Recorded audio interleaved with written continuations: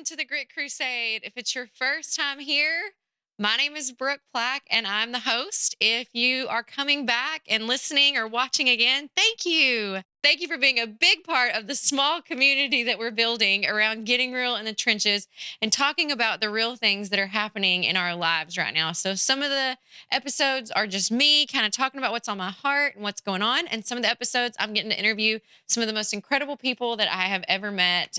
Some of them I've been friends with for a long time, and some of them are new to me and maybe not new to you, but I get to hear their story and help share their journey with you guys. So, today is your episode with me. So we get to be together and share a little time. So thank you, whether you're riding in the car or maybe you're running or walking or just spending some alone time, folding laundry. That's when I listen to a lot of audiobooks and podcasts.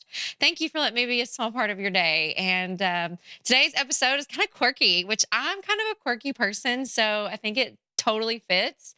A lot of dimensions there, but I've been pondering on, that's where a lot of my podcast topics come from, is me pondering on what's going on in my brain in the world right now. And I've been pondering on this idea that kind of has to do with funerals. You know, why do we wait to celebrate each other or to celebrate someone's life until they're gone? It's like, okay, someone lives this fabulous life. And I don't know if you've ever been there, but I've been to funerals before of maybe someone that was like an acquaintance. Maybe it's a dear friend of mine's grandparents or parent. Maybe I didn't know them very well. And I leave the funeral thinking, like, wow, they sound amazing. Like, I really wish I had been there to know them, before they passed, or I wish I had gotten to know them better. But sometimes I sit here and think, like, wow, did all of these people tell this person that they meant this much to them? I think we all have been in situations where we have sudden death. And I think those are things you can't plan for. I lost my mom to suicide. That was sudden. I lost my brother-in-law to a workplace accident, an electrocution. That was sudden. Those are not the things that you can plan for. But in the situations of old age and maybe chronic illness, and people know that they're coming to the end of their earthly body and their earthly life here, why don't we take the chance to go big then? And so that's just something I've been throwing around in my brain. And I start looking up a little bit of research for the podcast and realize there is this thing called the living funeral. And if you have heard of this, and I am like the only person who hasn't heard of this, then you need to drop it in the comments and tell me. But it's like just something that's just mind blowing. I'm like, oh, wow, this is it. It's like a roast, except they're alive. And so, anyhow, so we're going to talk a little bit today about what a living funeral looks like, about the importance of celebrating each other and what that can look like in our lives, and the importance of telling people what they mean to us. Because at the end of the day, life is so short and we never know. We never know. This could be my last podcast. I hope it's not, but if it is, it's been a fun ride, right? It's been a good one. I've had a good time around and a great life, but we never know when it could be the end of it. And how many times are we waiting for that special occasion when just a random Tuesday could be the day that we take the time to celebrate with each other? So, in that spirit, we are going to start the episode today with trivia in the trenches, because it's about death. I'm not going to lie. I don't know why I'm giggling about that, but it's kind of like weird and funny. So, here is our trivia in the trenches for today. Okay. Are you ready? I always love doing these when it's just me, because there's nobody else to laugh with me. And then I don't know if it's actually a good one or not, but as long as you guys keep listening, I guess you're liking it. Okay. So here's our trivia in the trenches today. Which one of these two options causes more deaths? Sharks or selfies? Dun, dun, dun, dun, dun, dun, dun, dun, dun, dun. The answer? Selfies. Right? I know. I was looking up random facts about this and came across this, the little bit of research. So I actually have some research about this to share. So from January of 2008 to July of 2021, okay, 379 people have died while taking selfies. That's an average of 30 people a year. So the causes had to do with like taking pictures in front of a train, or doing, a lot of them were like more dangerous type things. But with sharks, from 1958 to 2016, which is 58 years, there was only 439 shark related fatalities. Now, There were definitely more shark like accidents, but not that resulted in fatality. And so that's only 7.5 a year. I mean, I feel like for only 7.5 shark like fatalities a year, a lot of people, including me, probably have an unrealistic fear of when you get in the ocean that there might be a shark there. Like, dun, dun, dun, dun, dun, dun, dun, dun. I think Jaws did all that for us, like we have like, especially if you grew up in the 80s and 90s, or you went to Universal Studios as a kid and stood in those ridiculously long lines. So back to our point, just like the trivia, you never know. So who would have thought that selfies would be causing more fatalities? Like, be safe out there, guys. That picture is not worth it. I promise. And nobody's going to think that your Instagram's cooler if you're not around because of it, right? But nobody would have thought, or I wouldn't have thought, that sharks and selfies would be like two things that would be totally compared in fatalities, and that selfies would be more of that. I mean, that's a chosen, you know, extracurricular thing that you're doing. So, yeah, be safe out there. So, take us back to this topic of why are we not celebrating each other while we're here and this living funerals that people are doing? And so, I'm just going to share a little bit of a little personal thing with you guys. So, when you go to funerals, a lot of times people say tributes or things about their loved ones. And so last year, my grandmother passed away. She was elderly and was an amazing firecracker of a woman. We had a funeral, but she donated her body to science because I guarantee you she was going to have the last hurrah about what was going to happen with her, because that's who she was. This is my dad's mom. I've also spoken tributes at my mother's funeral and my maternal grandmother's funeral as well. Not really planned. It just kind of happened that way. I love to write. I love to write about people. I love to write about feelings and emotions. Maybe because I'm not good at saying them. That's something telling there. I should probably listen to that I'm like way better at writing about them.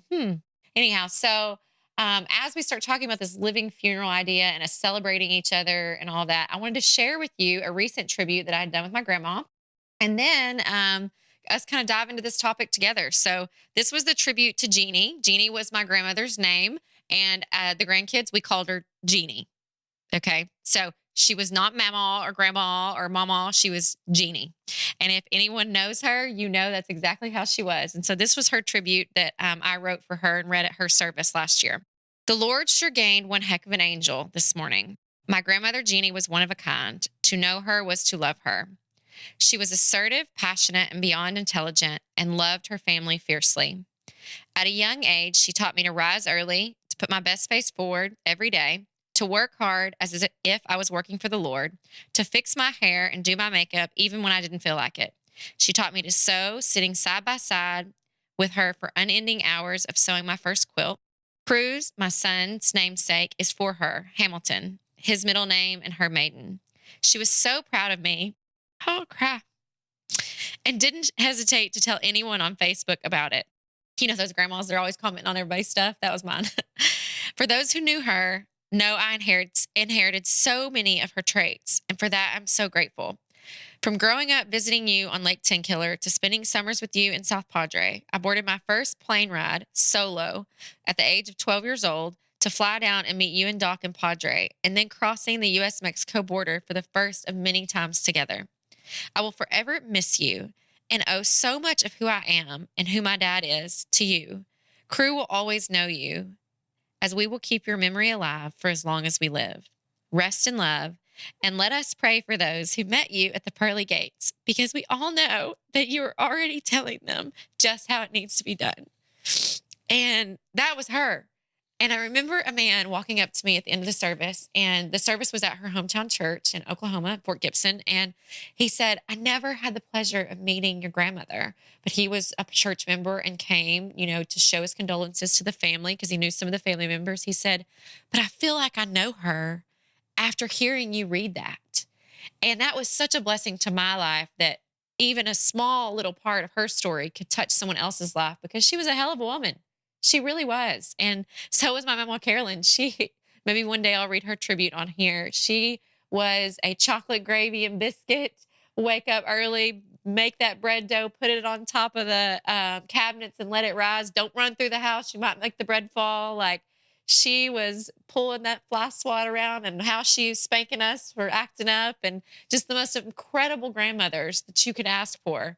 And I think back and wonder, did I tell them enough when they were alive how much they meant to not only me, but to everyone else around us? Do we take the time that we should? Because you think, when are we celebrating, each other, and why not? Well, we should be. It's called their birthday, right? I mean, seriously. But what are we just sending a text? Are we truly taking time? Like, maybe it's not always a big giant celebration. Maybe it's not even that you can see someone in person, but maybe it's a phone call or a voice recording or a handwritten note to truly tell them something special about themselves that they have done in your life or in someone's life around them. Because my friend Danny said the other day, we all beat ourselves up enough. We don't need anyone else's bats. But what if we were using everyone else's love? And what if we were using everyone else's celebration of us to build ourselves up? Because we all know we have those days where we look in the mirror and, man, I just don't know if I can do it today. Like, I just don't know if I can show up and be that and do that because we're tired or we're sick or we're grieving or we're overcome with all the other obstacles and things, all those bats flying at us. That's a terrible analogy because I actually have bats in my house sometime, but I was really thinking like baseball bats. So, that one just like gave me PTSD. So if you ever have bats in your house, I feel you. But all these other baseball bats, okay, not that kind of bats, flying at you. I just saw my hands go across the camera. Anyway, but what if we were using everyone else's love and kindness that they poured back into us? And so, as I was researching this, I found some blogs, and I have not read this book yet, but there is a book called Tuesdays with Maury, An Old Man, a Young Man. Life's Greatest Lessons by Mitch Albom. And 5 million copies of this book were sold. And in the book, it talks about a man named Maury Swartz who was dying of Lou Gehrig's disease.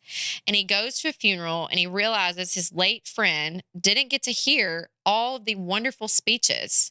So personally, Maury, is dying of Lou Gehrig's disease, and he decides that he's going to have a funeral before his death. So he invites his family and friends to come to his home and say the things they would have said at his funeral, at his living funeral, which is now turned into an Emmy-winning movie that was produced by Oprah Winfrey.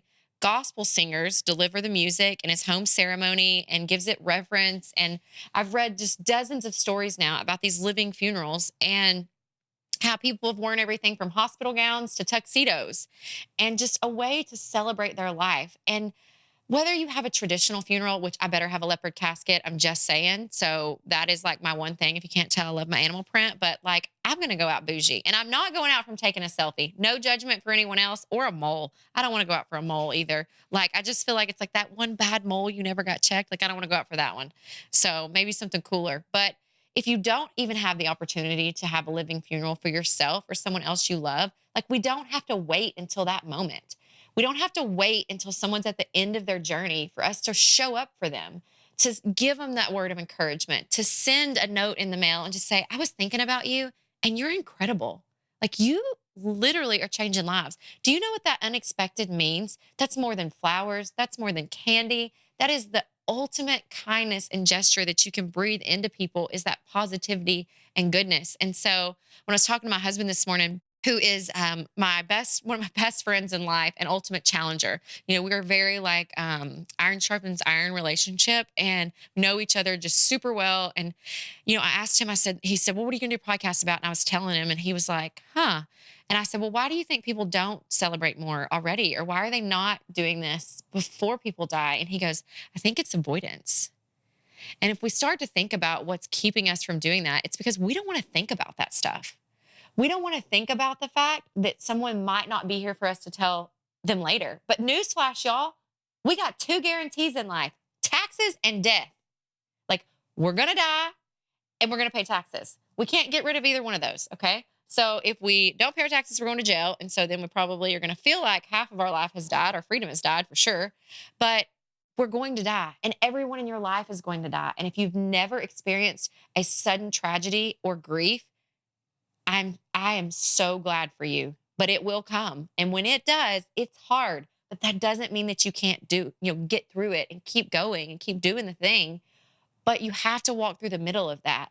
And I don't know if it's because I've been through intense grief in my life, but I know every day, and almost think about it every day, it's probably not healthy, that I could lose my husband and my son. I know that's a real thing.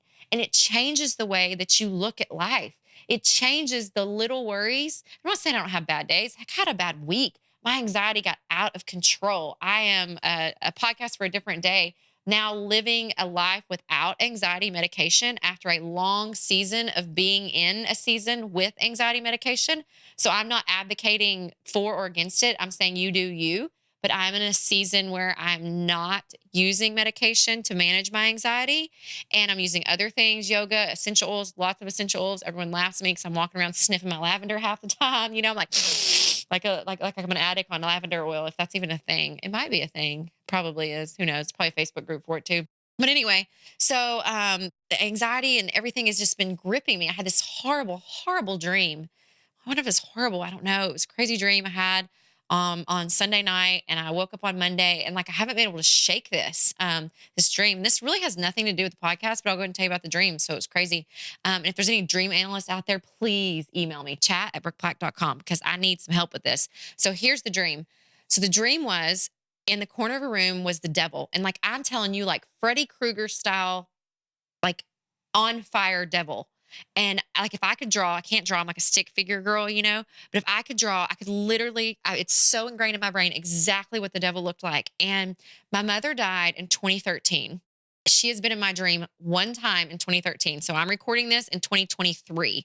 So we're almost 10 years since my mom's died, and she's been in one dream. And I'm an avid, like very active, vivid dreamer. And that in the dream, she was riding a horse through the clouds, and there was a man there with her, and he had dark hair. That's all I remember. And she looked so happy. There was no eye contact. There was no nothing. It was like I was seeing observer of the dream. And I remember it because it's the only one I've had. My grandma, my mama, Carolyn, which is my mom's mom, in my dreams all the time. Like we hang out, we do stuff all the time in my dreams. So I don't know what that means, but my mom was in this dream. So this was this week. And she was between me and the devil.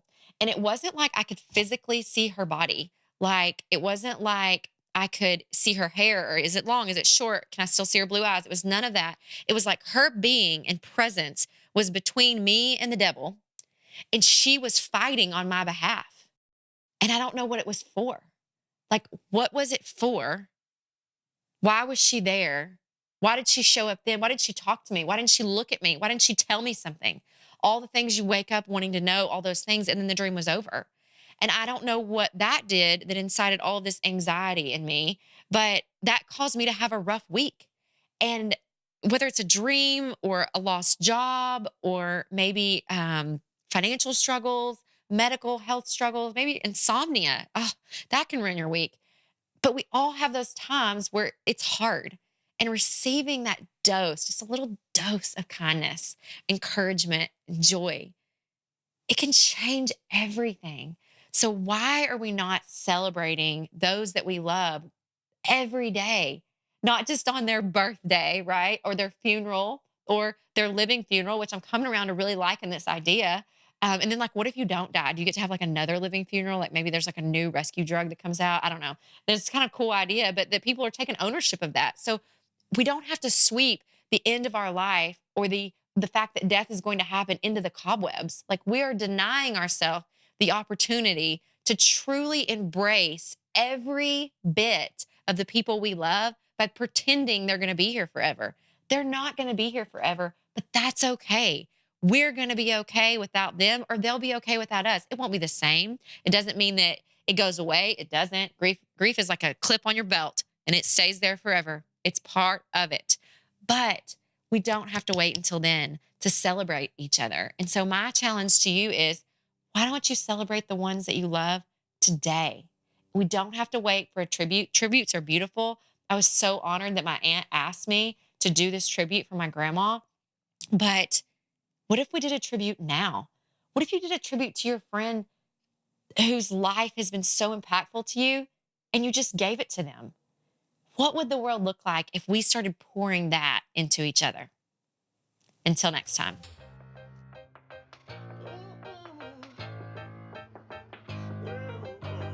You've been listening to the Grit Crusade podcast with Brooke Platt. Our theme song is Thunder City by Lunar Ray, licensed through Soundstripe. This podcast was produced by Luminate Media Group. Thank you for listening, and we will see you on the next episode.